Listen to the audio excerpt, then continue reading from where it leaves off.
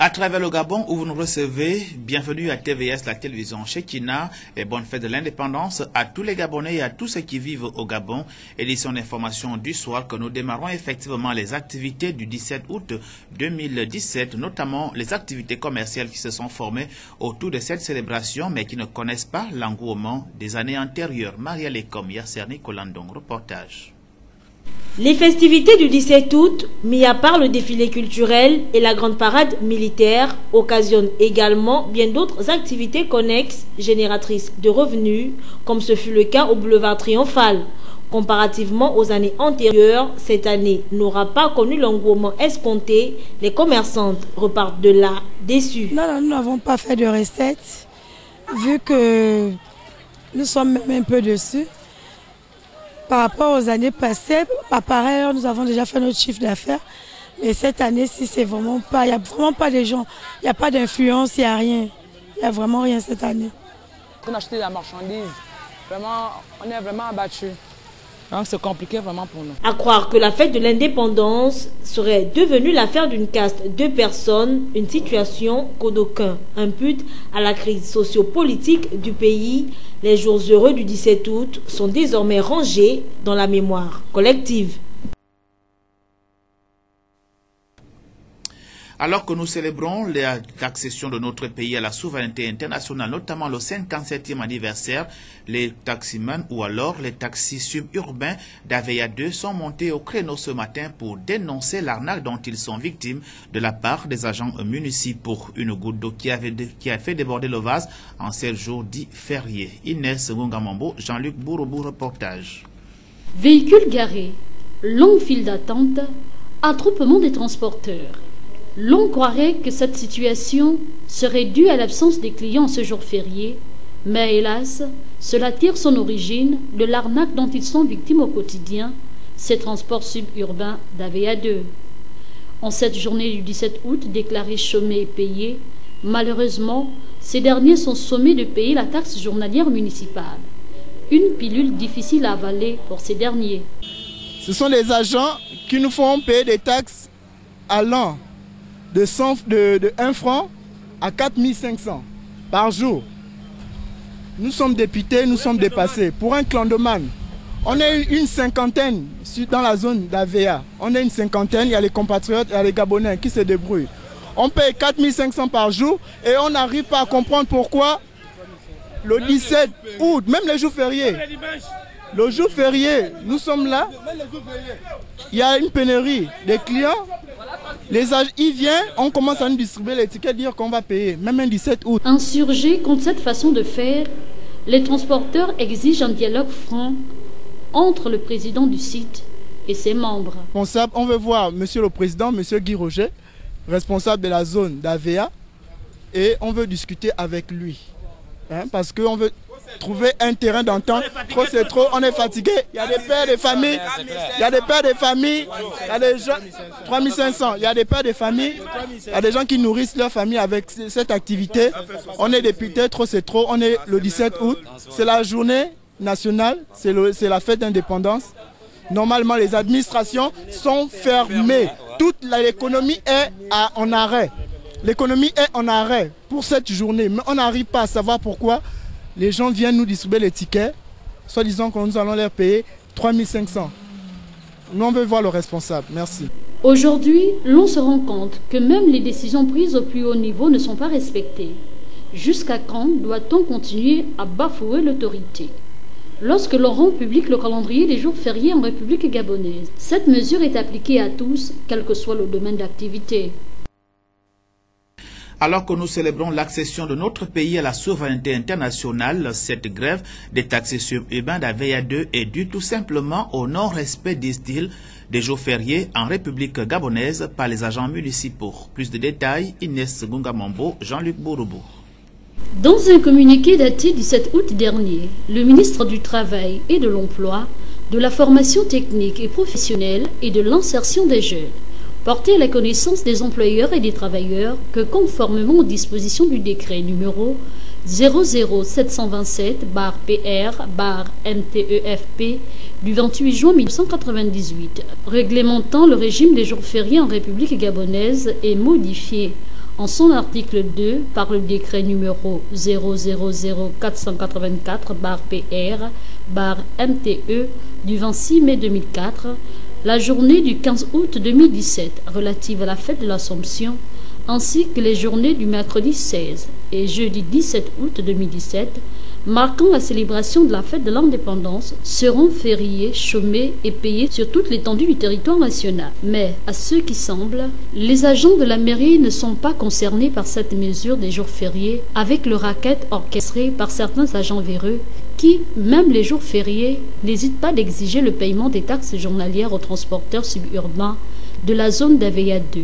Une situation mal vécue par ces derniers qui ne savent plus à quel sens se vouer et exigent plus d'éclaircissements. Voici quelque chose qui est étrange. Nous voyons ici transport suburbain. Ministère des Transports, zone, on voit 500 sur ce ticket. Ailleurs, on nous dit, on nous fait payer 3500, 4500. On ne sait pas où cet argent part, qu'on nous dise des vérités. Nous voyons 500 sur ce ticket. On veut qu'on nous explique pourquoi nous payons 4500, 3500 par jour. Merci. Vous avez décidé... Tout ce monde-là, c'est parce que trop, c'est trop. Hein? La goutte d'eau a fait déborder le vase. La goutte d'eau a fait déborder le vase. Aujourd'hui, c'est une date symbolique. Il ne faut pas qu'on abuse le Gabonais. Hein? C'est l'argent du contribuable. Nous, on souffre pour être là. Nous, on n'a pas décidé d'être là, mais on est là parce qu'on veut nourrir nos familles. On se bat pour ça. On voit sur ce ticket 500. Mais aujourd'hui, on veut voir le responsable pour qu'il nous explique, pour qu'on trouve un terrain d'entente.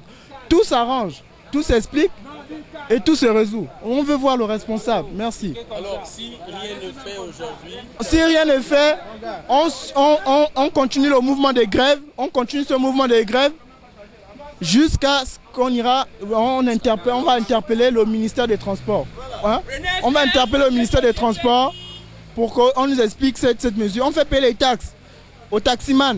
Les taximans ont le droit de circuler dans la ville. On nous prend. Souvent quand on circule dans la ville pour se battre, pour prendre un peu des clients. On reste dans nos zones. On ne refuse de payer les taxes. Mais ces taxes-là, il faut qu'on nous explique clairement. Au regard de ce qui précède, on est tenté de dire que le secteur du transport est devenu le pourvoyeur de fonds pour renflouer les caisses de l'État. Les responsables des administrations publiques concernées par le transport devraient sensibiliser leurs collaborateurs dans la manière de travailler qui n'honore nullement l'administration qu'ils représentent. Nous poursuivons cette édition d'information avec le volet social, mais cette fois-ci en nous posant la question de savoir si la société gabonaise serait-elle en perte de valeur, une problématique posée par Ephraim Bioguedzo dans ce reportage qui s'intéresse à la cassure de la solidarité autour des personnes malades ou d'un âge très avancé. Reportage. Un teke au Bamba, il se vend des teke. Il dit que c'est les parents d'Ali Ben. Il tire sur 2 personnes. Il dit que la justice de ce pays n'aura pas d'impact sur lui. Voilà ce qu'est devenu le Gabon. Voilà ce qu'est devenu le Gabon. Un teke au Bamba qui tire sur 2 personnes avec un calibre 12 simplex. Ce matin à 8 h. Sommes-nous devenus des monstres? Cette question vaut son pesant d'or, d'autant plus que la société gabonaise, au fil du temps, a su intégrer celle des autres communautés, du moins la minorité qui réside au Gabon, une intégration qui s'est faite sans incidence, alors que la logique aurait bien voulu le contraire, c'est-à-dire que les nouveaux venus devraient s'accoutumer aux rites et coutumes locales dans le mieux vivre ensemble. Aujourd'hui, la solidarité entre cohabitants d'une même région, encore moins d'un quartier, n'est plus d'actualité. Certains individus éprouvent de la haine envers les autres. La recrudescence de la violence à Libreville grimpe à la vitesse en V.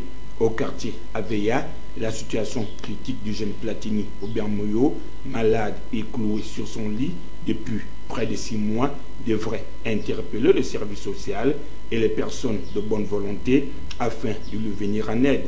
Élève dans un établissement secondaire de la place, sa scolarité a connu trouble cette année pour cause de son état de santé jugé critique. Le jeune homme court actuellement un réel danger, celui de perdre ses jambes.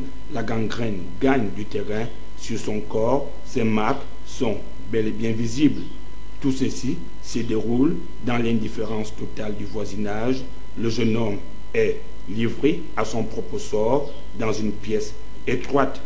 Non loin de là, il y a moins de 14 jours, un homme a ôté la vie à sa concubine à l'aide d'un fusil de chasse de type calibre 12. Après son acte ignoble, l'homme n'a éprouvé aucun remords devant les badauds rassemblés et médusés par la scène des crimes.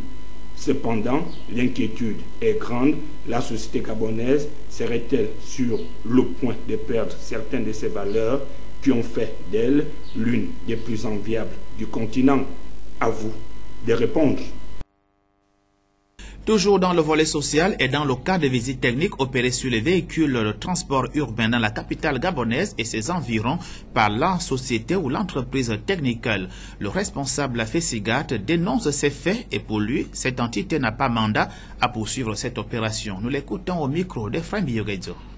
Ce moment, nous dénonçons effectivement avec fermeté que ce qui est prélevé à l'heure actuelle au niveau de l'expertise, au niveau de la base voirie, n'est pas du tout sérieux parce que la visite technique, à notre sens, elle est à 2000.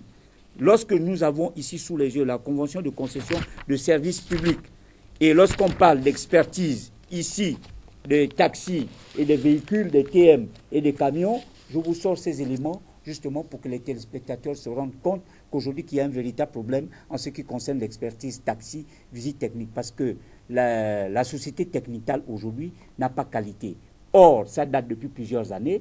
Les correspondances dont je venais de faire état, le directeur général des transports terrestres, à l'époque, M. Sadibi Bouka, qui a aujourd'hui en poste au niveau du Conseil économique et social, s'il suit effectivement cet élément, il saurait effectivement que votre interlocuteur dit la vérité. Et non seulement ça, le maire de la commune de Libreville a été saisi, le Premier ministre avait été saisi à l'époque. Jusqu'à ce jour, nous ne comprenons pas pourquoi il y a une série de mécanismes qui ont été mis en place où vraiment les transporteurs ont des véritables problèmes. Donc, à ce jour, nous demandons et nous interpellons en ce moment le chef de l'État et nous interpellons également M. le Premier ministre pour que nous essayions de voir cette situation parce que les transporteurs aujourd'hui sont assujettis à plusieurs taxes. Et comme je l'ai dit la semaine dernière, nous ne pouvons pas aujourd'hui, dans le code du transport, avoir une patente où le Conseil économique et social s'appuie effectivement par rapport au livre 3 des impôts, justement, concernant l'impôt sur les transporteurs, parce que nous, le fait d'avoir le code de transport, nous devons avoir la licence de transport. Mais malheureusement, la licence de transport aujourd'hui ne nous a jamais été remise. De la religion dans ce journal, ouverture hier de la 6e édition de la Convention nationale ENA-MEINA Hermon à l'église locale de Libreville. Durant 4 jours, les délégués ou participants venus des 4 coins du Gabon vont durant 4 jours examiner en profondeur les nouvelles orientations assignées à ce ministère. Reportage.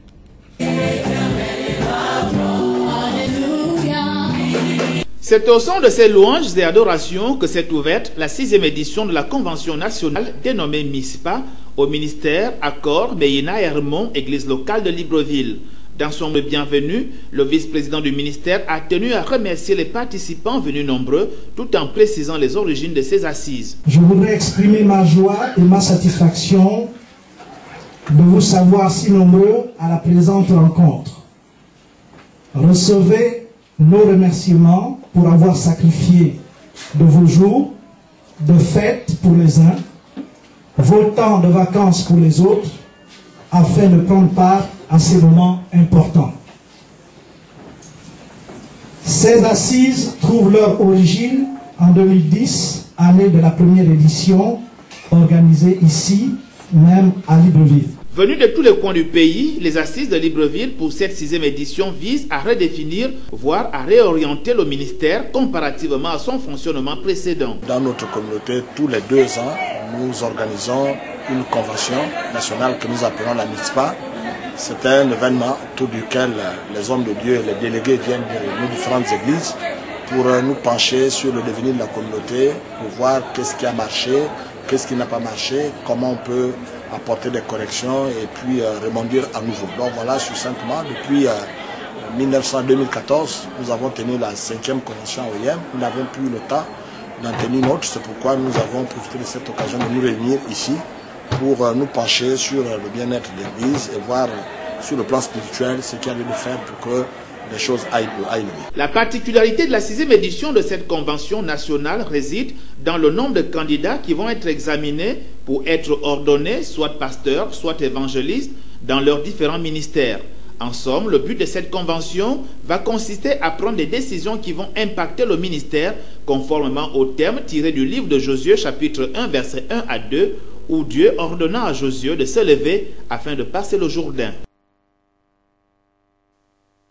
Nous en venons à présent à la politique dans cette édition d'information et place au discours à la nation hier par le chef de l'État Ali Bongo Ondimba en prélude à l'organisation ou la célébration aujourd'hui du 57e anniversaire de l'accession de notre pays à la souveraineté internationale. Un discours qui suscite autant d'interrogations aussi bien à Libreville qu'au-delà et occasion saisie par notre rédaction de décrypter le contenu du message d'Ali Bongo Ondimba dans ce récit de Frem Biogezo. Le discours à la nation gabonaise du chef de l'exécutif, comme il est de tradition, tenu à la veille de la commémoration de la fête de l'indépendance, a malheureusement laissé plusieurs compatriotes sur leur faim, ce qui nous permet de relever un certain nombre de faits non moins négligeables. Depuis près d'un demi-siècle, le Gabon est géré par les mêmes individus dans une gestion sans partage qui, aujourd'hui, est la cause de notre échec économique. Les pays ayant connu leur accession à la souveraineté internationale une dizaine d'années après la nôtre connaissent aujourd'hui un développement sans faille.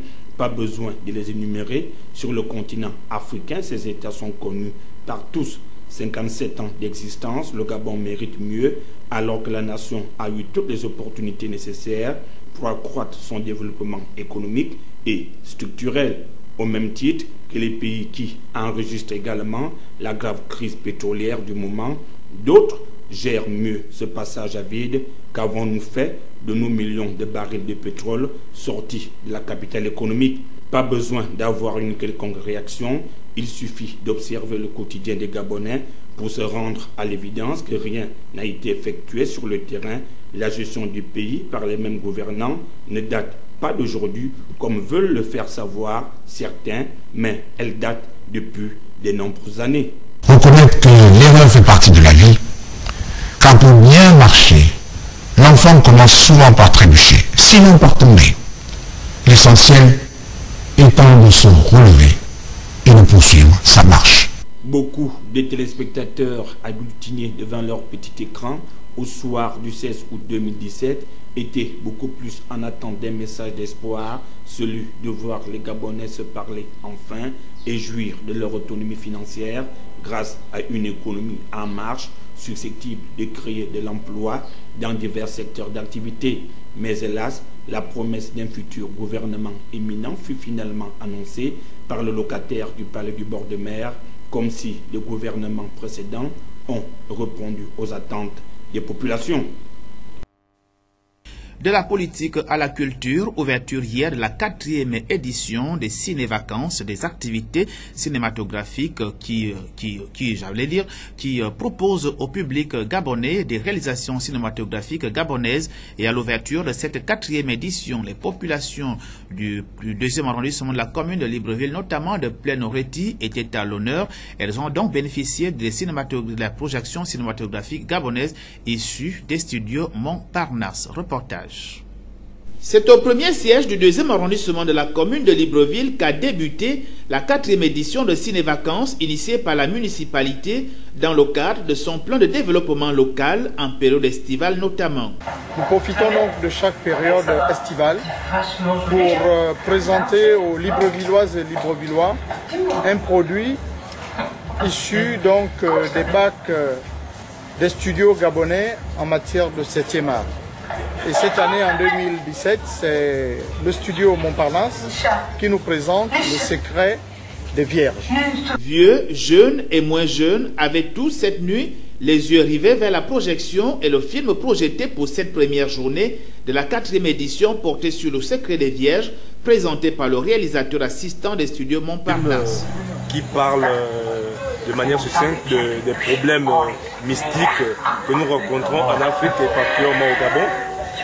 C'est une jeune dame qui pratique de l'inceste avec ses enfants et pour cela, elle va être découverte au vu des gens. Et succinctement, c'est ce que parle ce film gabonais qui est Le Secret des Vierges, c'est le tout dernier film des studios Montparnasse. Cette caravane ciné-vacances vise à sensibiliser les populations gabonaises dans les métiers du cinéma, en plus de les divertir. Une occasion bien indiquée pour les initiateurs afin de faire passer le message de lutte contre le VIH-Sida. Durant cette période de grandes vacances 2017, il s'agira de 10 projections, soit une projection par arrondissement avant de passer à 2 projections par arrondissement en période estivale 2018. Tu sais quoi, le Christ a besoin. Et si on peut reposer en paix à cause des gens qu'on peut éternel. Non mais franchement, vous abusez. Oh non. C'était donc un reportage lié à la 4e édition de Ciné-Vacances initiée par la municipalité de Libreville sur la projection des réalisations cinématographiques gabonaises issues des studios Montparnasse. Nous ouvrons à présent la page étrangère de cette édition d'information qui nous conduira tour à tour au Kenya et au Népal. D'abord au Kenya, le leader de l'opposition Raila Odinga a indiqué mercredi dernier qu'il allait saisir la Cour suprême du pays au fin de contester la réélection de son challenger ou son adversaire politique Raila Odinga, ou plutôt Uhuru Kenyatta, le président sortant. Pour le leader de l'opposition, cette élection présidentielle est attachée d'énormes fraudes. Reportage. Un discours très attendu. Après plus de 4 jours, le chef de l'opposition sort enfin du silence. Raila Odinga conteste la victoire du président qu'il estime entaché de fraude, évoquant un piratage informatique. Pour lui, pas question d'abandonner la lutte. Contrairement à ce qu'il avait annoncé, comme il l'avait fait en 2013, Raila Odinga va saisir la justice. Les Kenyans n'ont pas besoin d'utiliser la violence pour obtenir justice. Nous avons décidé de saisir la Cour suprême et de montrer au monde la fabrication d'un pouvoir généré par ordinateur. Une volte-face liée aux récentes menaces de fermeture par le gouvernement de 2 organisations prêtes à aller en justice pour contester l'élection. Ce mercredi, les autorités ont organisé une descente au siège de l'une d'entre elles, une tentative d'intimidation selon les ONG. Les gens qui prétendent être des agents de l'administration fiscale kenyane sont venus avec un mandat pour accéder au dossier. Nous avons consulté les papiers qu'ils nous ont présentés. Ils semblaient faux. Ce sont sûrement des faux. Depuis plusieurs jours, le pays tourne au ralenti.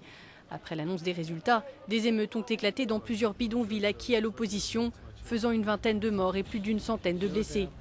Tous se souviennent des violences post-électorales de 2007, qui avaient fait plus de 1100 morts et 600 000 déplacés. Au Kenya, c'est la contestation de la réélection de Uhuru Kenyatta par le leader de l'opposition Raila Odinga au motif que cette élection a été entachée d'énormes fraudes. Au Népal, par contre, à quelques milliers de kilomètres de là, on parle des inondations qui ont fait déjà plus de 200 morts.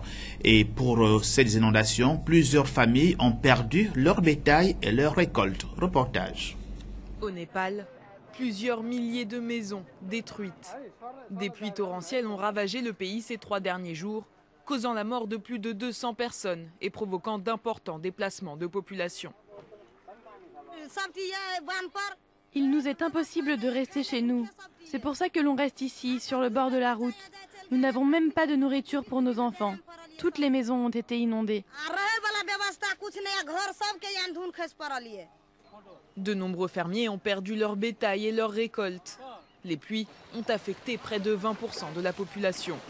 Certains hôtels ont fait évacuer les touristes en les faisant monter sur le dos d'éléphants. Le Bangladesh, voisin du Népal, a lui aussi été durement touché. Un tiers du pays est inondé. Près d'1,5 million d'habitants se sont retrouvés bloqués. La plupart attendent les secours, qui mettent parfois plusieurs heures à arriver.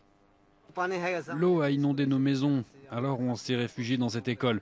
Nous ne pouvons pas bouger ni aller chercher de la nourriture et il est très difficile de trouver de l'eau potable. Les routes sont inondées, ma maison aussi. J'attends qu'un bateau m'emmène dans un autre endroit. Les pluies torrentielles ont également touché le nord et l'est de l'Inde. La région d'Assam a été dévastée. Près de 200 000 personnes se sont réfugiées dans des camps d'urgence.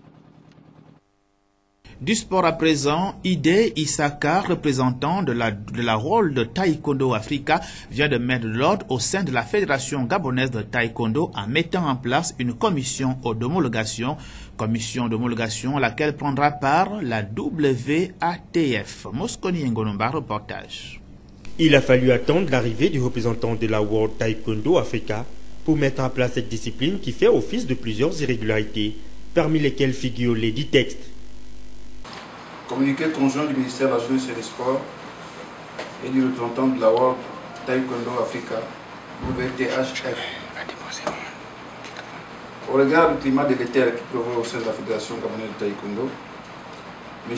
Ide Isaka, le premier vice-président WTAF et membre du conseil exécutif de la World Taekwondo, a été mandaté pour superviser l'Assemblée générale élective de la dite fédération.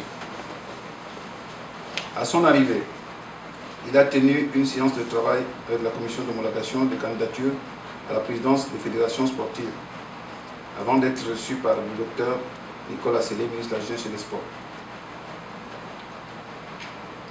Il ressort de cette entrevue le constat suivant. 1. Les statuts de la Fédération gabonaise de Taekwondo ne sont pas conformes ni à ceux de la Fédération internationale de Taekwondo, ni aux textes réglementaires régissant la pratique du sport au Gabon. 2. L'environnement actuel ne favorise pas la tenue d'une assemblée générale élective. Au regard de ce qui précède, le représentant de la WTAF et le ministère de la Jeunesse et des Sports conviennent de ce qui suit. 1. Le report signé d'hier de l'Assemblée générale élective. 2. La mise en place d'un comité de normalisation chargé de faire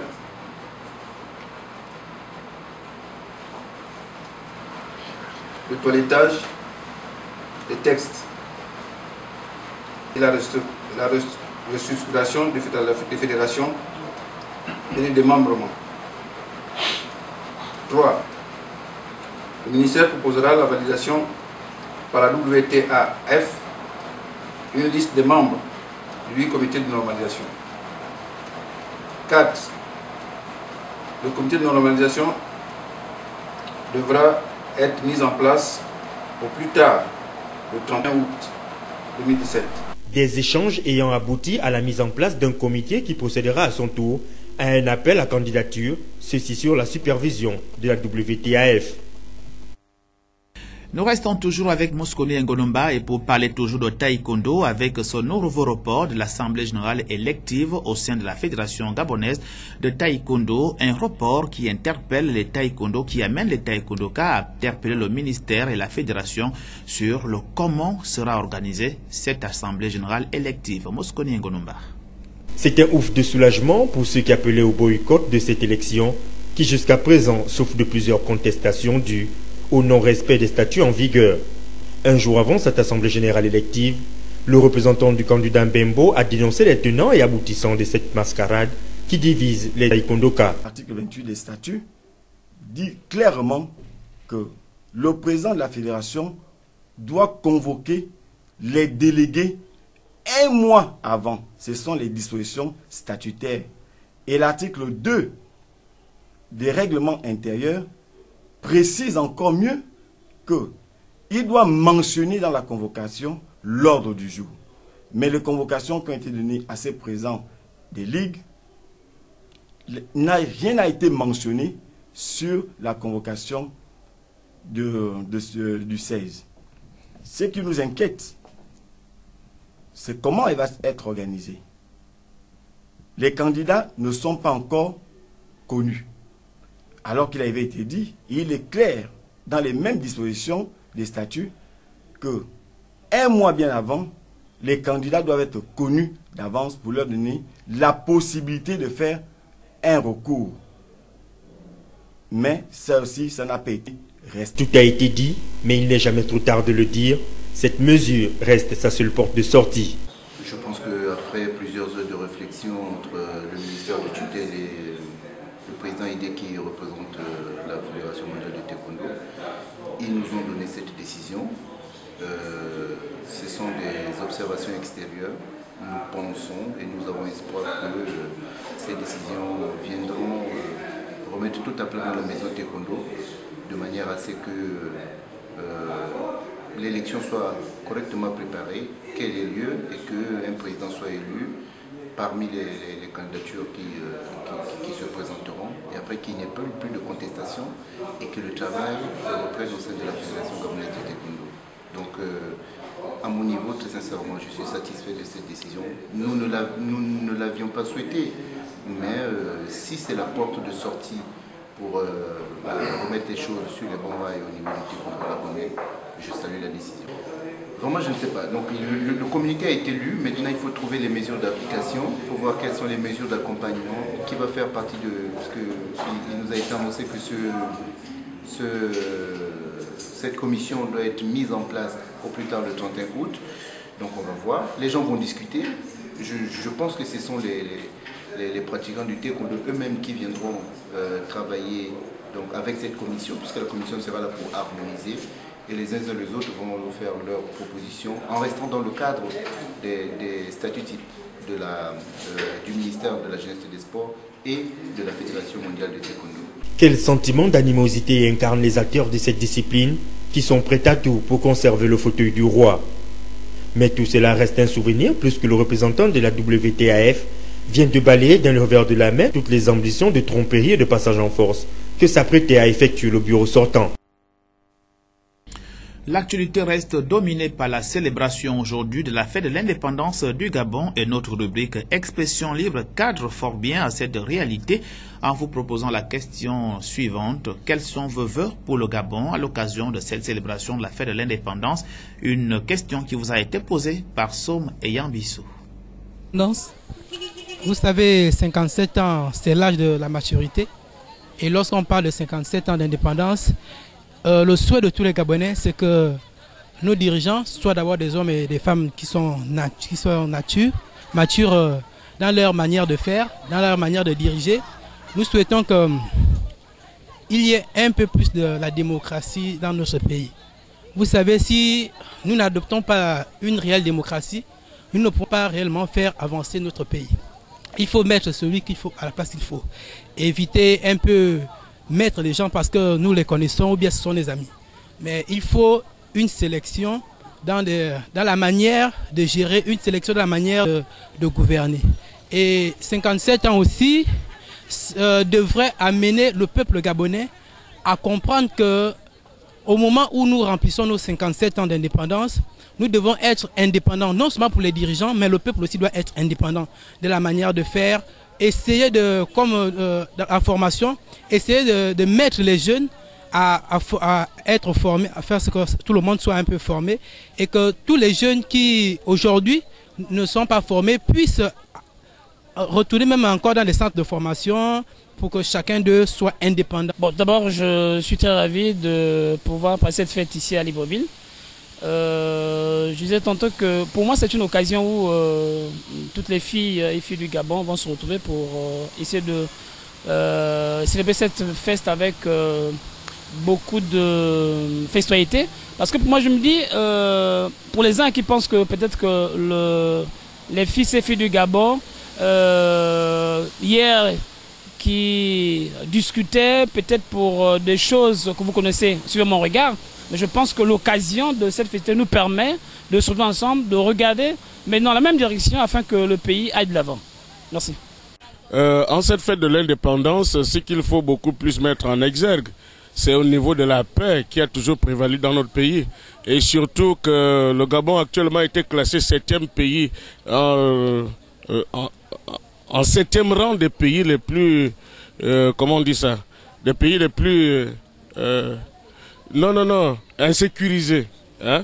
Il y a une ONG américaine qui a classé le Gabon, notamment Gallup, qui a déclassé le Gabon en tant que 7e pays des pays insécurisés. Et là, cette sécurité part justement en termes de finances, en termes de mauvaise gestion et surtout en termes de manque de repli identitaire. Et c'est ce qui crée justement, et aussi en termes de sécurité, parce que actuellement, et même là, je crois que tout le Gabon le sait que actuellement le pays est un peu, vous-même vous savez ça. Et en cette fête de l'indépendance qui est justement la fête de notre indépendance, donc la fête de tous les Gabonais doivent avoir une même pensée, une pensée sereine pour que chacun soit. Et vous savez, les frères peuvent faire la bagarre, hein. Les frères peuvent se bagarrer, mais il faudrait qu'à un moment précis qu'ils remangent dans la même assiette. C'est le seul souhait que je peux formuler en cette fête de l'indépendance. Donc, les Gabonais doivent se rasseoir, les Gabonais doivent se regarder et les Gabonais doivent penser que le pays, notre pays, le Gabon, c'est notre pays. Nous n'avons pas un pays de rechange et que chacun doit jouer sa partition pour que toutes les couches sociales puissent avoir gain de cause.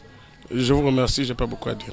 Souhait de notre pays, le Gabon, pendant cette fête d'indépendance, je souhaiterais que le Gabon soit mature. Hein, parce que c'est vrai que 57 ans, hein, on peut être bien mature, oui, et gérer nous-mêmes notre pays. Oui, parce que nous avons aujourd'hui des hauts cadres, hein, qui sortent qui reviennent de l'extérieur. Ouais, donc je souhaiterais que notre pays ait cette maturité spirituelle, ouais, parce que et dans la bonne gestion du pays, que nos dirigeants prennent conscience que nous ne reculons pas, nous avançons. Et c'est tout ce que je tenais à dire pour cette fête.